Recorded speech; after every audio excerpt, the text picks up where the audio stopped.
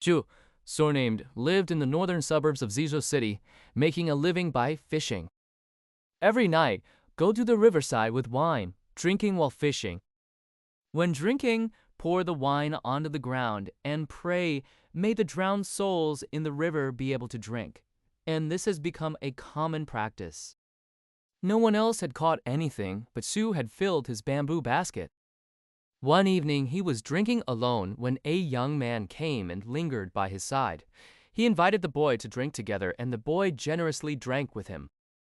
After a whole night with no fish caught, he felt very discouraged. The young man stood up and said, "I'll go downstream to drive the fish for you." Then he left cheerfully. Shortly after, he came back saying, "The big school of fish is coming." Indeed, the sound of fish feeding could be heard. He lifted the net and caught several fish, each more than a foot long. He was very happy and expressed his gratitude to the other person.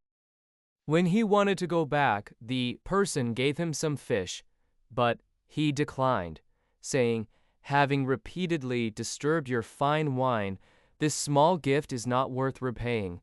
If you're not offended, we should do so often in the future." She said, "We have only spent one night together. How can you call it repeatedly? If you were willing to take care of me for a long time, I would indeed be very happy. But I'm ashamed that I have nothing to express my gratitude." Asked for their names, and they replied, "Surname Wang, no style name. You can call him Wang Liulang when you meet him." Then they parted. The next day, Xu bought more wine with the fish. In the evening, he came to the river bank, and the young man was already there. The two drank heartily. After drinking a few cups of wine, he would help Su catch fish. This went on for half a year, and then he suddenly said to Su, "It's truly a great blessing to have met you. Our friendship is even deeper than that of brothers, but the day we part is coming soon." His words were very sorrowful and moving. Surprised, he asked him, hesitated twice before speaking, then said, "For people as close as us, perhaps saying this won't surprise you? Now I am about to part ways, so let me just say plainly I'm actually a ghost. I really like drinking alcohol, getting completely drunk, and I've drowned here for several years. Previously got a lot of fish. It was all because I secretly had others offer sacrifices and fulfill vows for you. Tomorrow, the marriage will be completed, and someone else will take over. I will then be reborn in another life. We can only stay together tonight, so it's unavoidable to feel sad."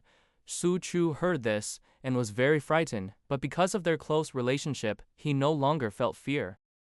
Then he sighed and said, pouring wine, "Six Lan, drink this cup and don't be sad. Meeting again, we are about to part, which is indeed sorrowful.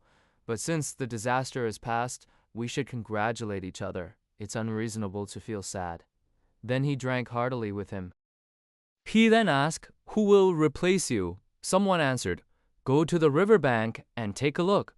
The woman who drowned while crossing the river at noon is the one." After hearing the rooster crow in the village, he cried and said goodbye. The next day, I respectfully waited by the river, watching for any unusual occurrences. Indeed, a woman came to the river with an infant. When she crossed the river, she accidentally fell into the water. The baby was thrown onto the shore, flailing limbs and crying loudly.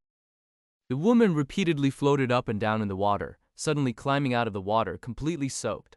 She rested on the ground for a while, then took the child and left directly. When the woman was drowning, he felt really heartbroken and wanted to run and save her. But upon second thought, he realized she was dying instead of Liulang, so he stopped from saving her. After the woman swam out herself, he doubted whether his words had not come true.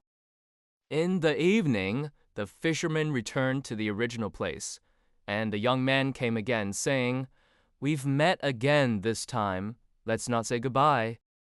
Ask him the reason. He said, "The woman has already been replaced.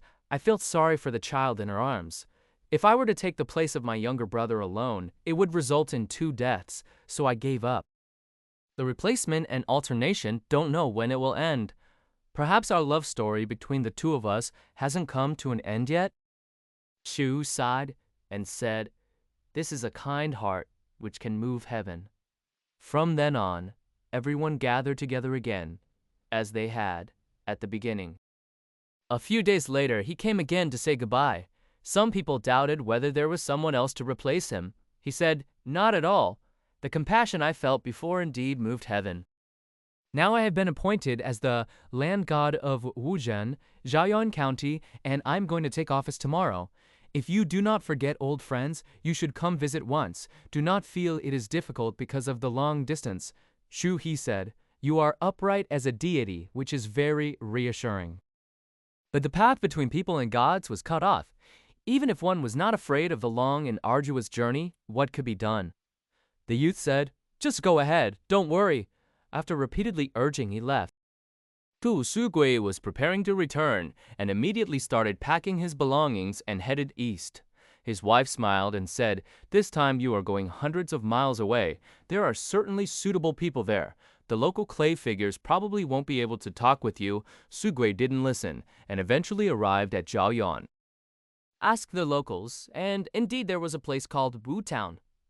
Then he arrived there, rested at an inn, and inquired about the ancestral hall. The innkeeper was surprised and said, "Is the guest surnamed Su?" Shu replied, "Yes. How did you know?" He also said, "Is the guest from Zizhou?" The reply was, "Yes. How did you know?" The host didn't answer but hurriedly went out. Not long after, a man was holding a child, and the son's wife and daughter were peeking at the door. They came one after another, gathering so densely that they surrounded like a wall. Xu Yi was surprised. Everyone then told him, "A few days ago, we dreamed of a deity saying that Xu Yu from Zixuan would arrive, and we could help him a bit. We have been waiting here for a long time." Xu was very puzzled, so he went to the ancestral hall for a sacrifice and prayed, "After our separation, I have been thinking of you day and night, and have come all the way to the place we had agreed upon. Moreover, you kindly appeared in my dream to inform me of the person living here, filling my heart with gratitude. I am ashamed I don't have a generous gift, only a cup of wine. If you don't mind, just drink it as casually as drinking by the river." After finishing the prayer, they burned the paper money. Soon, a wind was seen blowing from behind the seat, swirling for a while before dispersing. That night, he dreamed of a young man coming before him, neatly dressed, quite different from usual. The young man expressed his gratitude, saying, "Coming all the way from afar to greet me, I'm both happy and grateful," tears flowing down. "The position I hold is minor, making it inconvenient to me. Although the mountains and rivers are nearby, they cause great sorrow. The local people have given some gifts which I will temporarily use to repay past friendships. The date for returning home has been set, and I still need to go see him off." A few days later, Shu wanted to leave, but everyone warmly persuaded him to stay. They invited him in the morning and entertained him in the evening, taking turns hosting him every day. Xu Jian was about to leave, so everyone folded the letter, took their bundles, and rushed to see him off. By morning, the gifts given to him had filled his baggage. The young servants and children all gathered together to see him off. After leaving the village, a sudden whirlwind arose and followed them for more than 10 miles. Su Gai Bai said, "Sixth brother, take care. There's no need for you to go through the trouble of traveling so far. With your kind heart, you will naturally bring blessings to the region. There's no need for an old friend to say more." The wind circled in the air for a long time before leaving. The villagers also returned, amazed and astonished. After returning home, the family gradually became wealthy and no longer fished. Later, when I met someone from Zhaoyuan and asked him about this matter, his words proved as accurate as an echo. Some people say this is Shikeng village in Jiangku, but it's unknown which statement is correct. The historian says, even when in a high position, one should not forget the days of poverty and humility. This is where he is extraordinary. Now, the powerful officials in carriages and horses, where can they find an ordinary person wearing a straw hat? There's a person named Lingxia in my hometown, whose family is very poor. He had a childhood friend who held an official position with a lucrative post. He planned to go to take refuge with that friend, believing that the friend would certainly take care of him. He spent all efforts preparing for the journey, traveled thousands of miles, only to be very disappointed, sold all belongings to return home.